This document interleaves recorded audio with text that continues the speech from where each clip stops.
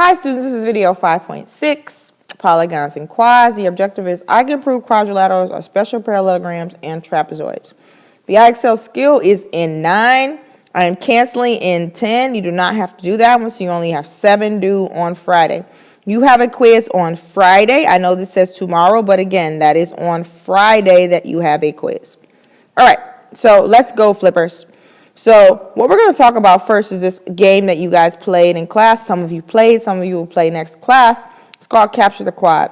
And basically, there are quad cards that you're going to have, and you're going to try and capture it by creating triangles from within, and those triangles will then create the quad that you're trying to capture. So if this is an isosceles trapezoid where these two sides are congruent, and these two angles are congruent, then if I were to cut this into maybe 2 triangles, or even you could cut this into 3 different triangles, you could actually create a trapezoid. And that basically is what you do in the game. So hopefully you'll have a lot of fun with that, reviewing triangle properties and identifying quadrilaterals. Let's talk about special parallelograms. Remember, you should be writing all these things down in your notes. A rhombus, rectangle, and a square are special parallelograms because their definition, theorem, and properties can be used to prove they exist. And this is important because you will be required to prove things. And again, we're going to practice a proof today. You will see probably 2 to 3 on the readiness exam, so you want to be able to do that.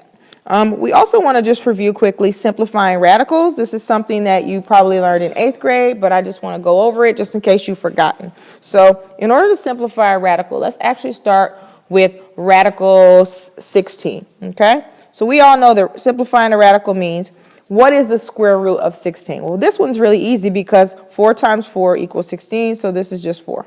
Well, what if you get something like radical 8, okay? When you look at radical 8, there is no whole number times itself that can give you 8. So you have to actually break this down into smaller numbers under the radical. So we know that square root of 4 times 2 is the same thing as radical 8. Okay, and that's because 4 times 2 is 8. Now we can actually separate this in 2. And again, that's one problem, and this is a separate problem we're working on right now. Okay, so I know that radical 4 now times radical 2 is still the same thing as radical 8, but I know radical 4 is 2, and then you just multiply that by square root of 2, and this will be your final solution to a simplified version of radical 8. You will need to do that as we're working through the problems today a little bit, and then the problems tomorrow definitely. Okay, so let's look at example 1. Trapezoid trap, with median MQ, here it is shown in the diagram below. Solve algebraically for x and y. Okay, so in order to figure out this problem, what we need to do is we need to add the bases together, which would be 12y plus 1 and 18y plus 6, and we need to divide them by 2, and we're going to set that equal to the median of the trapezoid. Okay, so you see the word median. This also is going to refer to it to mean the mid-segment of the triangle as well. If we keep solving it algebraically, we're going to end up with 30y plus 7 equals 32y plus 2. After we continue with the problem, we end up getting y equals 5 over 2. So now we have found y. And again, we were asked to just find y and x. So now we can go back and find x. Okay, so in order to figure out what x is, we need to write this equation. I know you probably were wondering, what does this equation mean? Well, all of these angles here add up to 360 degrees. We know that because this is a quadrilateral, okay? So where do these numbers come from? So the first number, 12x minus 4, comes from this angle. The second number, 7x plus 3, comes from this angle.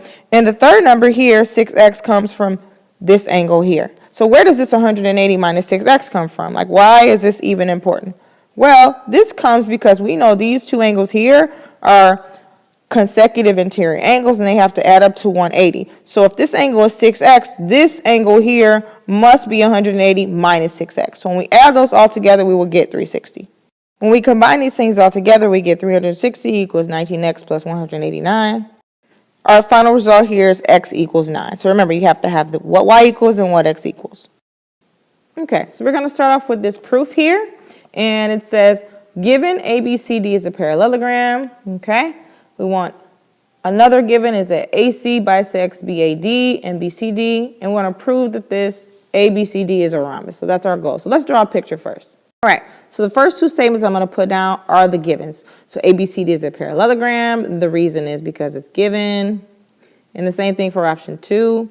Number 2, AC bisects BAD, and that's also given. And then I want to actually label that on my picture. If ABCD is a parallelogram, then that means that AB is parallel to DC, and that means that AD is parallel to BC, okay? Which is going to give us another statement that we actually write out. So let's do that now. And our reason for this statement now for number 3 is because this is the definition of a parallelogram. Sorry if you can't read this, I lost my stylus, but I'm getting a new one today.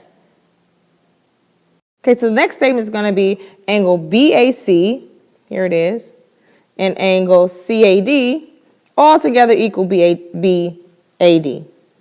So we can actually see that. Let me make that an A there. Okay, and we can also see that angles BCA and angles ACD here equal angle BCD. And we know that because of the angle addition postulate. Make sure you write down angle addition postulate. So now we want to also say that the measure of angle BAC, which is here, you can think of that as angle 3, and the measure of angle CAD, these two are actually equal, and the same thing is true about BCA and ACD. And that's because of the definition of a bisector. So we have an angle bisector here. Remember, we were trying to prove that this figure is a rhombus. So now we've actually proved that we have angles that have been bisected inside of a parallelogram, which is also a quadrilateral. Boom, we've got it. So now we write our final statement, which is what we were trying to prove here. That's our 6. ABCD is a rhombus. And our reason is because, well, it's pretty much the definition of a parallelogram. Or a rhombus, excuse me. A parallelogram with a diagonal that bisects a pair of opposite angles is a rhombus, and that's what we have.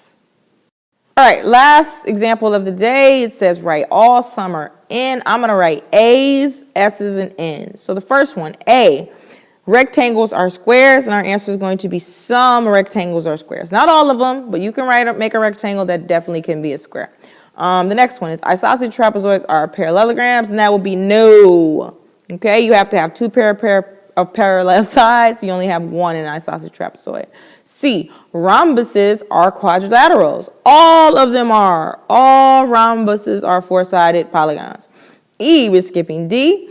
E, squares are triangles. No, silly, no squares are triangles.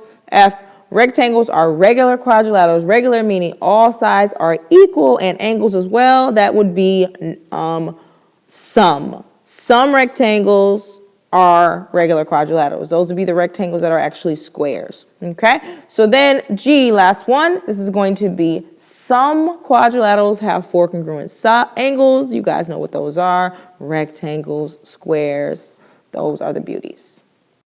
And finally, today we've come to our secret hot question. It says, in a diagram below of trapezoid RSUT, RS is parallel to TU, X is the midpoint of RT, and V is the midpoint of SU. It says if RS is 30, XV is 44, what is the length of TU? Here are your options. See you tomorrow.